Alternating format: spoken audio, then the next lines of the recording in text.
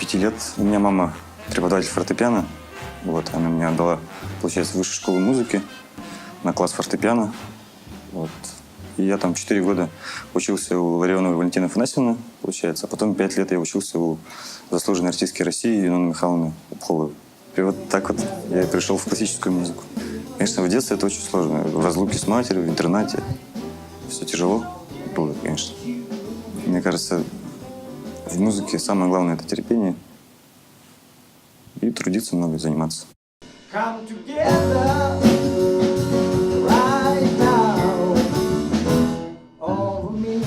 Я закончил университет Северо-Восточный федеральный. Специальность инженер связи получил, бакалавр. То есть я параллельно и музыкой занимался профессионально, и учился, и получил диплом. Сейчас занимаюсь чисто музыкальной деятельностью. Ну, в том числе композиторство. В основном я, конечно, пианист и вокалист. Джаз-бенда Station Club. Также основная работа у меня в оркестре Государственного цирка Республики Саха-Якутия. Нам вот как вот говорят, вы все такие четвером разные. У вас есть и человек зрелого возраста, есть русский высокий такой парень, 2 метра красоты. Есть Владислав, такой всегда в классической одежде.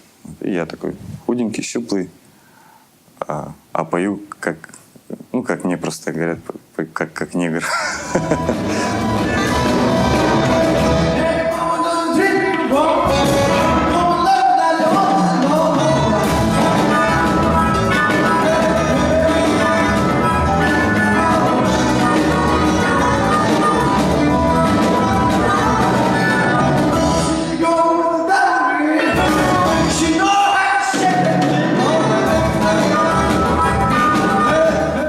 В детстве занимался серьезно фортепиано. И когда подростком начал заниматься уже рок-музыкой. Потом уже потихоньку пришел к джазу. Джаз — это один из сложнейших таких направлений в музыке, да, в котором потолка уже нет. То есть занимаешься всю жизнь. И, то есть предела нет. Нет, всегда она меня привлекала. Мне в детстве как-то сказали, что будешь играть джаз, сможешь сыграть любую музыку. То есть сможешь сыграть все. Учил рэгтаймы, такие вот более классические, традиционную музыку, фортепиано именно джазовую. Сам просто смотрел так, интересовался. А потом потихоньку начал учить песни. Потом начали вместе с группой учить песни. Вот. И вкус джазовый, он все равно формируется с течением долгого времени, на самом деле. Потому что музыку тоже надо уметь и слушать, и играть, и петь. То есть это одно из, мне кажется, сложнейших искусств.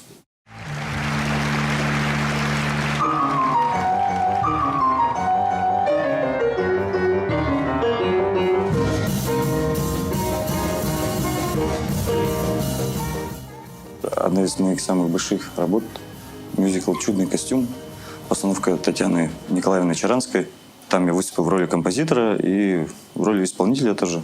Там было 12 композиций больших, 10 композиций эстрадные, одна для симфонического оркестра и вторая для биг-бенда, джазового оркестра.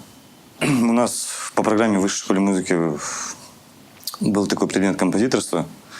В детстве я понял примерно, как писать, как сочинять музыку. Вот. А потом подростком просто так для себя писал стихи, музыку, мелодии. Потом, когда с ребятами когда мы создали такую группу, квартет, у нас бас-гитара, фортепиано, вокал, да, саксофон и ударный. Мы тоже начали, получается, импровизировать, много играть разных джазовых композиций, плюс свое что-то привносить туда. То есть это тоже все равно творческая деятельность.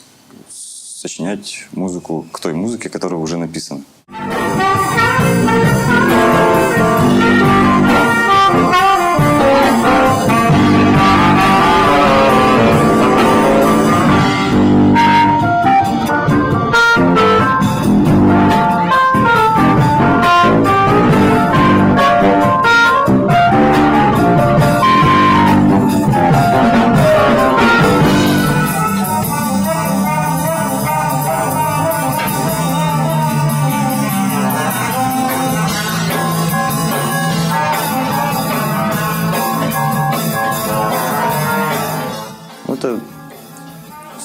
стороны, можно сказать, наркотик, что ли.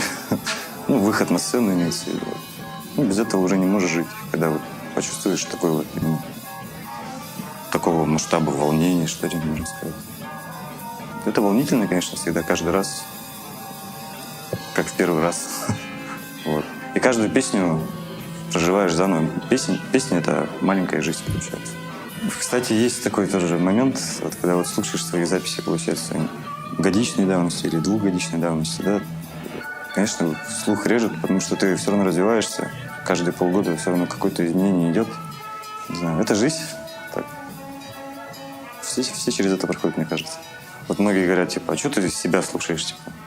Так, себя надо слушать, чтобы развиваться, чтобы находить какие-то изъяны.